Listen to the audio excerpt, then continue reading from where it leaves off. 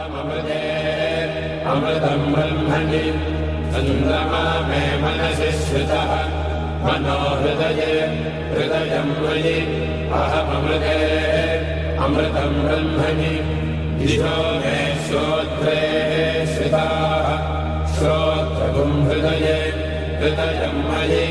अहममृते अमृतम् ब्रह्मणि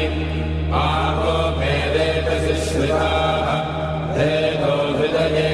हृदयम् मयि अहममृते अमृतम् ब्रह्मणि पृथिवी मे शरीरे श्रिताः शरीरगुम् हृदये हृदयम् मयि अहममृते अमृतम् ब्रह्मणि ओषधि वनस्पतयो मे लोमसु श्रिताः लोमानि हृदये हृदयम् मयि अहममृते अमृतम् ब्रह्मणि इन्द्रो मे मणे श्रितः बर्हगुम् हृदये हृदयम् मयि अहममृते अमृतम् ब्रह्मणि पर्जन्यो मे मूर्ध्नि श्रितः